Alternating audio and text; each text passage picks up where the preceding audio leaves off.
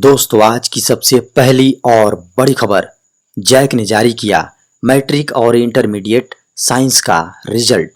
Jharkhand academic council यानी Jack ने मंगलवार को मैट्रिक और इंटरमीडिएट परीक्षा का रिजल्ट जारी कर दिया। मैट्रिक की परीक्षा में लड़कियों ने बाजी मारी है। अभी इंटर साइंस के नतीजे जारी हुए हैं।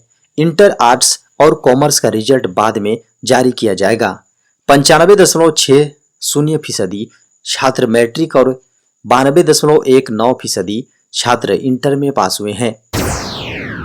बड़ी खबर, झारखंड में 24 जून तक भारी बारिश का अलर्ट। बड़ी खबर है, मौसम विज्ञान केंद्र के अनुसार 22 से 24 जून तक झारखंड के कुछ जिलों में भारी से मध्यम दर्जे की बारिश की संभावना है। इस दौरान ठनका से बचने की चेतावनी जारी की गई है। साथ ही मौसम विभाग ने चेतावनी जारी करते हुए कहा है कि पेड़ के नीचे खड़ा रहने का प्रयास नहीं करें। ठनका गिरने के कारण से जान माल को नुकसान पहुंच सकता है। बड़ी खबर है, झारखंड के सभी जिले व प्रखंडों में 90 दिनों के अंदर होगी अग्निवीरों की भर्ती। अग्निवीरों की भर्ती झारखंड के हर जिला व ब्लॉक स्तर पर होगी। यह बहाली 90 दिनों के अंदर की जाएगी। इसके लिए आर्मी सारी प्रक्रियाएं पूरी करने के बाद राज्य सरकार को प्रस्ताव भेज देगी। राज्य सरकार की अनुमति मिलते ही बहाली की प्रक्रिया शुरू की जाएगी। बता दें कि अग्निवीरों की भर्ती के लिए सोमवार को अधिसूचना जारी कर दी गई। इसके लिए ऑनलाइन रजिस्ट्रेशन जुलाई महीने से शुरू होगी। नए मॉडल के तहत अभ्यर्थियों के लिए सेना की भर्ती वेबसाइट joinindianarmy.nic.in पर ऑनलाइन रजिस्ट्रेशन अनिवार्य है।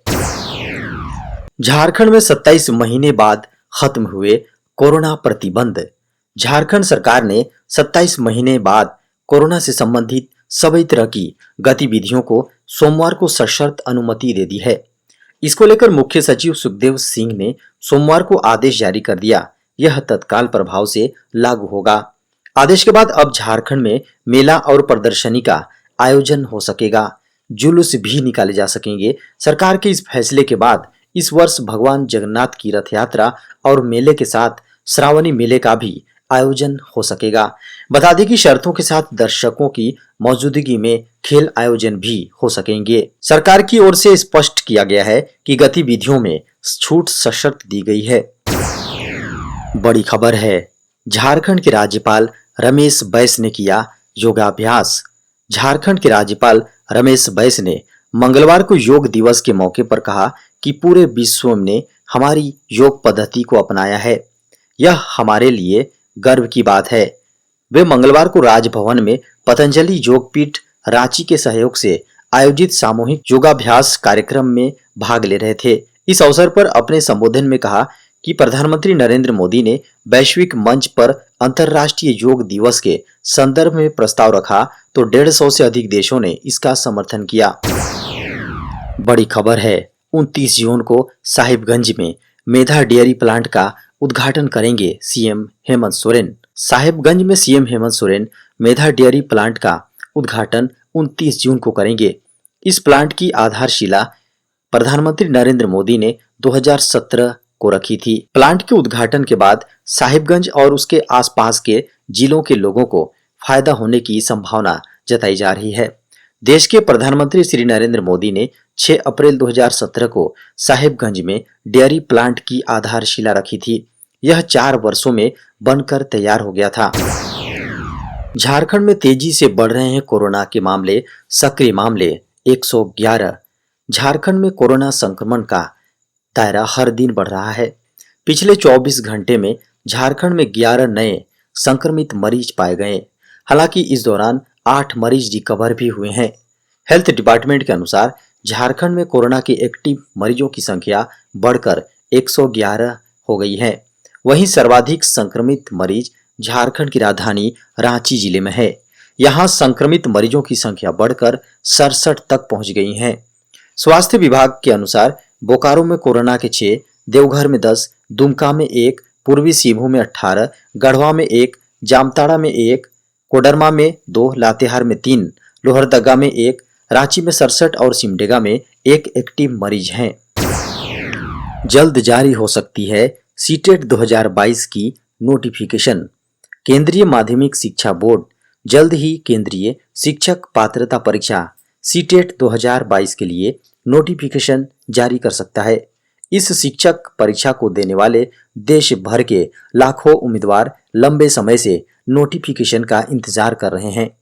हालांकि अब संभावना जताई जा रही है कि यह इंतजार जल्द ही खत्म हो सकता है। संभावनाएं जताई जा रही हैं कि जून के अंतिम सप्ताह तक सीटेट 2022 के लिए नोटिफिकेशन जारी हो जाएगा। एक बार नोटिफिकेशन जारी होने के बाद सभी उम्मीदवार आधिकारिक वेबसाइट पर ctet.nic.in पर चेक कर सकते हैं। वर्ष 2021 की सीटेट परीक्षा के लिए नोटिफिकेशन 20 सितंबर को जारी की गई थी। हालांकि बीते वर्ष कोरोना के बढ़ते मामलों के कारण नोटिफिकेशन जारी होने में इतना समय लग गया था। इस बार केंद्रीय माध्यमिक शिक्षा बोर्ड समय से ही नोटिफिकेशन जारी कर सकता है। बड़ी खबर है, अग्निपथ योजना के खिलाफ सुप्रीम कोर्ट में जनहित याचिका। सुप्रीम कोर्ट में एक जनहित याचिका दायर कर सशस्त्र बलों के लिए केंद्र सरकार की अग्निपथ भर्ती योजना को चुनौती दी गई है। याचिका में रक्षा मंत्रालय द्वारा जारी 14 जून 2022 की अधिसूचना को रद्द करने की मांग करते हुए कहा गया है कि अधिसूचना अवैध और असंवैधानिक है। याचिका में कहा गया है कि सशस्त्र बलों में अस्थायी कमीशन प्रविष्टि के माध्यम से चयनित होने वाले अधिकारी के पास 60 वर्ष की आयु तक राष्ट्र की सेवा करने का विकल्प होता है।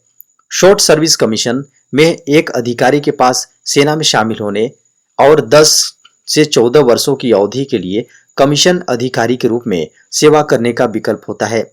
लेकिन अग्निपथ योजना के माध्यम से भर्ती किए गए अग्निवीरों में से केवल 25% को ही बलों में रखा जाएगा और बाकी 75% को सेवा से बाहर कर दिया जाएगा। बड़ी खबर है, झारखंड में किसानों को क्रेडिट कार्ड देने के लिए लगाया जाएगा विशेष कैंप। झारखंड में किसानों को क्रेडिट कार्ड देने के लिए विशेष कैंप का आयोजन किया जाएगा। राज्य के 2 जिले हजारीबाग और गढ़वा जिले में विशेष कैंप का आयोजन कर किसानों को किसान क्रेडिट कार्ड का वितरण किया जाएगा। इसके लिए 23 जून की तारीख तय की गई है। जो किसान क्रेडिट कार्ड लेना चाहेंगे वो कैंप में जाकर आवेदन कर सकते हैं। बड़ी खबर है, पैन कार्ड के बाद अब वोटर आईडी को भी आधार से करना होगा लिंक।